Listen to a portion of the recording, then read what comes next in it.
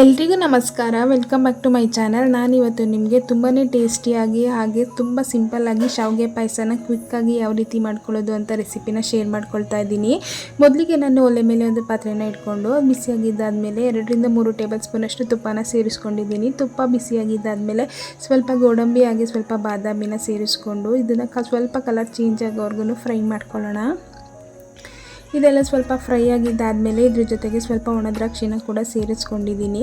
ಇವೆಲ್ಲನೂ ಚೆನ್ನಾಗಿ ಫ್ರೈ ಮಾಡಿಕೊಂಡು ಒಂದು ಬೌಲ್ಗೆ ಎತ್ತಿಟ್ಕೊಳ್ಳೋಣ. ಯಾರಾದರೂ ಹೊಸದಾಗಿ ನಮ್ಮ ವಿಡಿಯೋನ ನೋಡ್ತಾ ಇದ್ದರೆ ನಮ್ಮ ಚಾನಲ್ನ ಸಬ್ಸ್ಕ್ರೈಬ್ ಮಾಡಿಕೊಂಡು ಸಪೋರ್ಟ್ ಮಾಡಿ. ಇದೆಲ್ಲ ಎತ್ತಿಟ್ಕೊಂಡಿದ್ದಾದಮೇಲೆ ಅದೇ ತುಪ್ಪದ ಮಿಶ್ರಣಕ್ಕೆ 1 ಕಪ್ಪಷ್ಟು ಶಾವಿಗೆನ ಸೇರಿಸ್ಕೊಳ್ತಾ ಇದ್ದೀನಿ. ನೀವು ಜಾಸ್ತಿ ಕ್ವಾಂಟಿಟಿಲಿ ಮಾಡ್ಕೊಳ್ಳೋಗಿದ್ರೆ ಶಾವಿಗೆನ ಜಾಸ್ತಿ ಸೇರಿಸ್ಕೊಳ್ಬೋದು. ಈ ಶಾವಿಗೆನ ಲೈಟ್ ಬ್ರೌನ್ ಬರೋವರೆಗೂ ಚೆನ್ನಾಗಿ ಫ್ರೈ ಮಾಡ್ಕೊಳ್ಳೋಣ. 1-2-3 ನಿಮಿಷ ಮೀಡಿಯಮ್ ಫ್ಲೇಮ್ನಲ್ಲಿ ಚೆನ್ನಾಗಿ ಫ್ರೈ ಮಾಡ್ಕೊಳ್ಬೇಕಾಗುತ್ತೆ. ನೀವು ಇವಾಗ ನೋಡ್ತಾ ಇರ್ಬೋದು ಶಾವಿಗೆ ತುಂಬಾ ಚೆನ್ನಾಗಿ ಫ್ರೈ ಆಗಿದೆ. ನಾನಿವಾಗ ಇದಕ್ಕೆ ಯಾವ ಕಪ್ಪಲ್ಲಿ ಶಾವಿಗೆನ ತೊಗೊಂಡಿದ್ದೀನೋ ಅದೇ ಕಪ್ಪಲ್ಲಿ 3 ಕಪ್ಪಷ್ಟು ನೀರನ್ನು ಸೇರಿಸ್ಕೊಳ್ತಾ ಇದ್ದೀನಿ. ನಾನಿಲ್ಲಿ ತಣ್ಣೀರನ್ನೇ ಸೇರಿಸ್ಕೊಳ್ತಾ ಇದ್ದೀನಿ. ನೀವು ಬೇಕಿದ್ರೆ ಬಿಸಿ ನೀರನ್ನು ಕೂಡ ಸೇರಿಸ್ಕೊಳ್ಬೋದು. ಈ ನೀರನ್ನು ಸೇರಿಸಿದ್ಮೇಲೆ ಒಂದ್ಸಲ ಚೆನ್ನಾಗಿ ಮಿಕ್ಸ್ ಮಾಡಿ ಮುಚ್ಚಳನ ಮುಚ್ಚಿ 1-2-3 ನಿಮಿಷ ಚೆನ್ನಾಗಿ ಬೇಯಿಸ್ಕೊಳ್ಬೇಕಾಗುತ್ತೆ.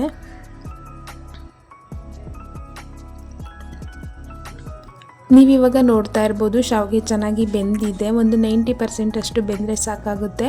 ನಾನಿವಾಗ ಇದಕ್ಕೆ 3 ಕಪ್ಪಷ್ಟು ಕಾಯಿಸ್ಕೊಂಡಿರುವಂಥ ಹಾಲನ್ನು ಸೇರಿಸ್ಕೊಳ್ತಾ ಇದ್ದೀನಿ. ತುಂಬಾ ಟೇಸ್ಟಿಯಾಗಿ ಹಾಗೆ ಕ್ವಿಕ್ಕಾಗಿ ಆಗುವಂತಹ ಸ್ವೀಟ್ ರೆಸಿಪಿ ನೀವು ಒಂದ್ಸಲ ಟ್ರೈ ಮಾಡಿ.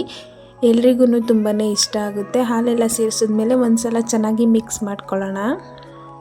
ಮಿಕ್ಸ್ ಮಾಡ್ಕೊಂಡಿದ್ದೆಲ್ಲ ಆದಮೇಲೆ ನಾನಿಲ್ಲಿ 1 ಕಪ್ಪಷ್ಟು ಸಕ್ಕರೆನ ಸೇರಿಸ್ಕೊಳ್ತಾ ಇದ್ದೀನಿ. ನೀವು ಬೇಕಿದ್ರೆ ಜಾಸ್ತಿ ಸ್ವೀಟ್ ಬೇಕು ಅನ್ಸಿದ್ರೆ ಜಾಸ್ತಿ ಸೇರಿಸ್ಕೊಳ್ಬೋದು ಅಥವಾ ಕಡಿಮೆನ ಕೂಡ ಸೇರಿಸ್ಕೊಳ್ಬೋದು.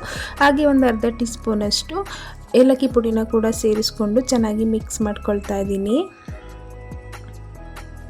ಇದೆಲ್ಲ ಚೆನ್ನಾಗಿ ಮಿಕ್ಸ್ ಮಾಡ್ಕೊಂಡಿದ್ದಾದಮೇಲೆ ಮುಚ್ಚಳನ ಮುಚ್ಚಿ 3-4 ನಿಮಿಷ ಬೇಯಿಸ್ಕೊಳ್ಳೋಣ.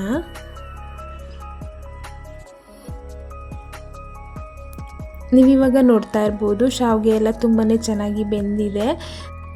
ಒಂದ್ಸಲ ಚೆನ್ನಾಗಿ ಮಿಕ್ಸ್ ಮಾಡಿಕೊಂಡು ನಾನಿವಾಗ ಇದಕ್ಕೆ 1 ಬಾದಾಮ್ ಡ್ರಿಂಕ್ ಮಿಕ್ಸ್ನ ಸೇರಿಸ್ಕೊಳ್ತಾ ಇದ್ದೀನಿ. 1 ಚಿಕ್ಕ ಪ್ಯಾಕಷ್ಟನ್ನು ಸೇರಿಸ್ಕೊಳ್ತಾ ಇದ್ದೀನಿ. ಇದ್ರೆ ಸೇರಿಸ್ಕೊಳ್ಳಿ, ತುಂಬಾ ಚೆನ್ನಾಗಿರುತ್ತೆ ಟೇಸ್ಟು. ಇಲ್ಲಾಂದರೆ ಸ್ಕಿಪ್ ಮಾಡ್ಬೋದು. ಇದೆಲ್ಲ ಸೇರಿಸಿದ್ಮೇಲೆ ಒಂದ್ಸಲ ಚೆನ್ನಾಗಿ ಮಿಕ್ಸ್ ಮಾಡಿ 1-2 ನಿಮಿಷ ಬೇಯಿಸ್ಕೊಳ್ಳೋಣ.